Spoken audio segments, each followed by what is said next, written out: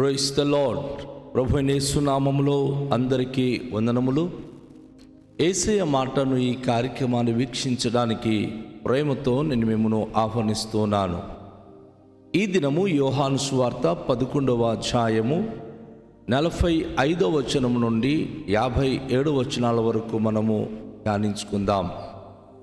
కాబట్టి మరియ యొద్దకు వచ్చి ఆయన చేసిన కార్యమును చూచిన యూదులలో అనేకులు ఆయన యందు విశ్వాసముంచిరి. కానీ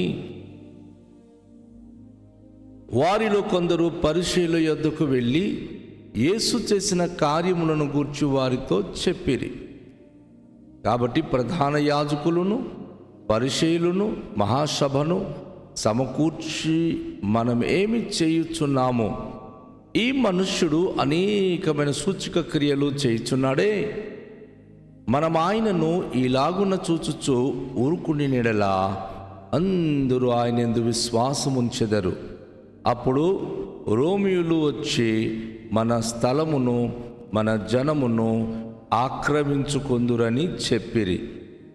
అయితే వారిలో కయాపాను ఒకడు ఆ సంవత్సరము ప్రధాన యాజకుడై ఉండి, మీకేమీ తెలియదు, మన జనమంతయు నశింపకుండునట్లు ఒక మనుష్యుడు ప్రజల కొరకు చనిపోవుట మీకు ఉపయుక్తమని మీరు ఆలోచించుకొనరు అని వారితో చెప్పెను. తనంతట తానే ఇలాగూ చెప్పలేదు గాని ఆ సంవత్సరము ప్రధాన యాజకుడవై ఉండెను గనుక యేసు ఆ జనము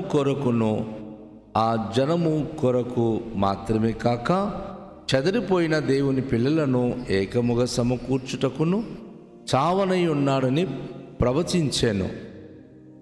కాగా ఆ దినము నుండి వారు ఆయనను చంపనాలోచించుచుండిరి.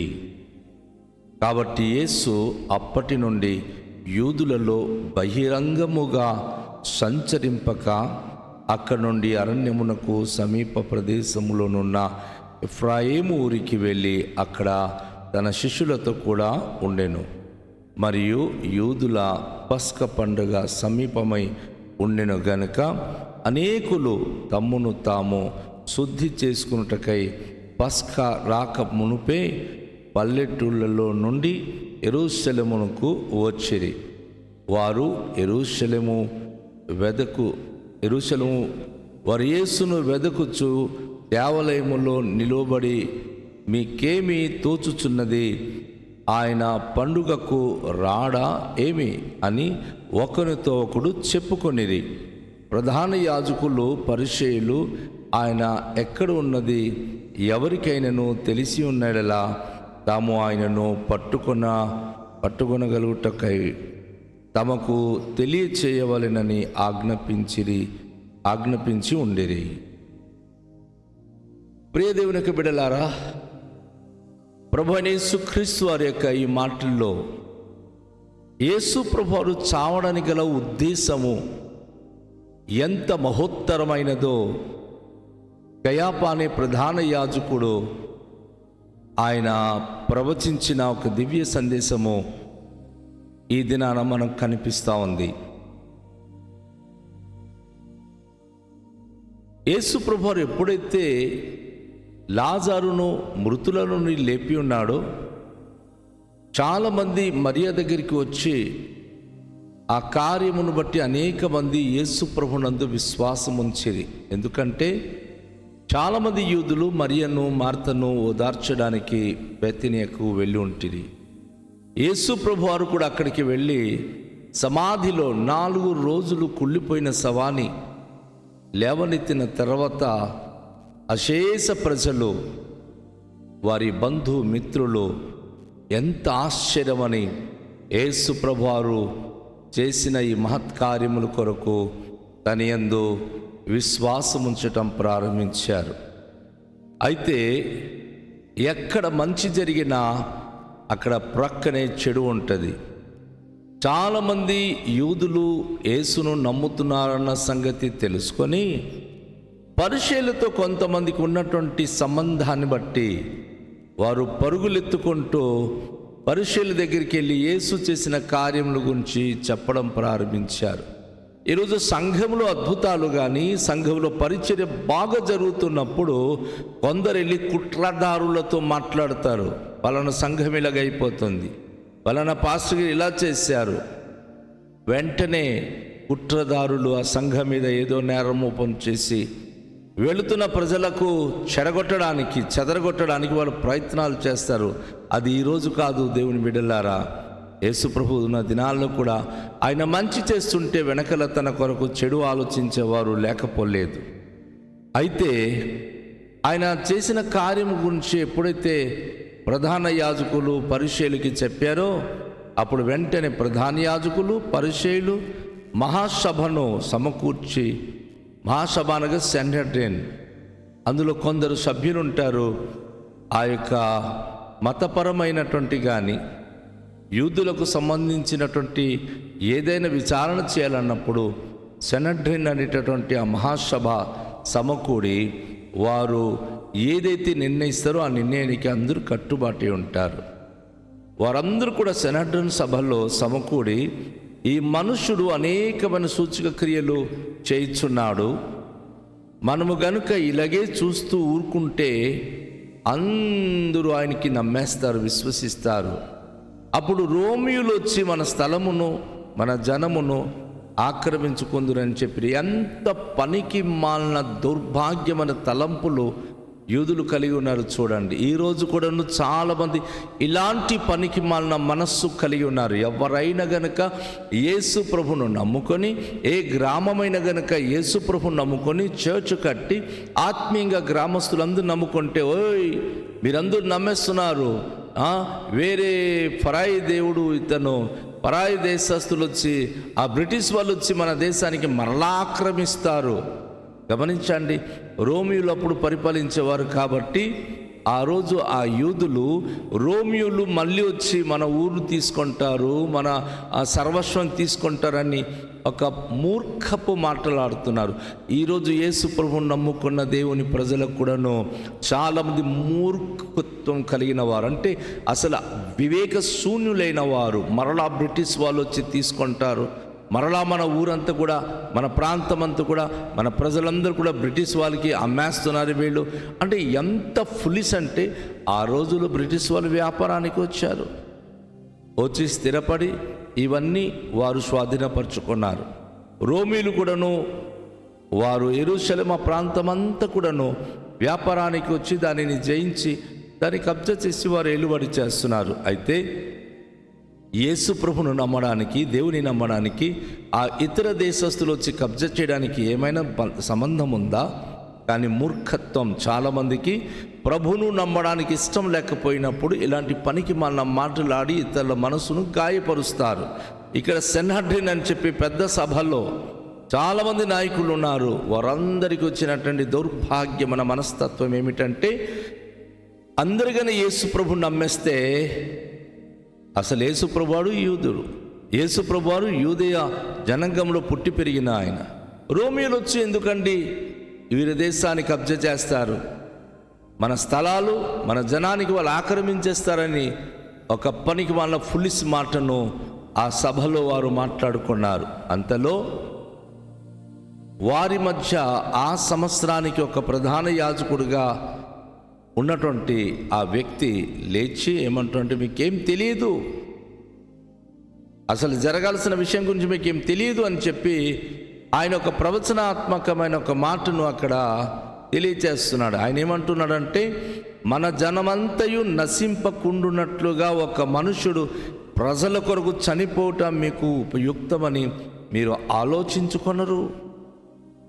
అయ్యో, మన అందరి కోసం ఒకరు చచ్చిపోవాలి అంటే దాని అర్థం ఏంటంటే ఆయన పురికొల్పుతున్నాడు మనుషులకి. మన అందరి కోసం ఆయనకి చంపేస్తే, ఆయన మన కోసం చచ్చిపోతే మన మంచి జరుగుతున్నట్లు అని చెప్పి నరబలి చేయాలి అనే ఉద్దేశము ఈ యొక్క యాజకుడు తన అభిప్రాయాన్ని వ్యక్తపరుస్తూ మరొక మాట ఆయన అంటున్నాడు.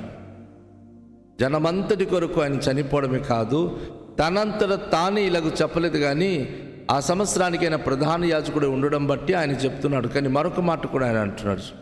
ఆ మాట మనం చూస్తే యేసు ఆ జనము కొరకును, ఆ జనము కొరకు మాత్రమే కాక చెదరిపోయిన దేవుని పిల్లల ఏకముగా సమకూర్చుటకును చావనై ఉన్నాడని ప్రవచించాడు. అదేనండి, యేసు మరణము ఏదో ఆయన తప్పు చేశాడు, నేరము చేశాడు కాబట్టి చంపబడ్డాడని కాదు.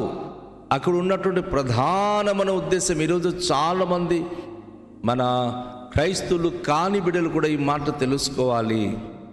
జనములందరి కొరకు, కేవలం జనం కొరకి మాత్రం కాదు, చెదరిపోయి నశించిపోతున్న అనేక మంది దేవుని చేత నిర్మించబడిన పిల్లలందరూ ఏకముగా సమకూర్చబడాలి.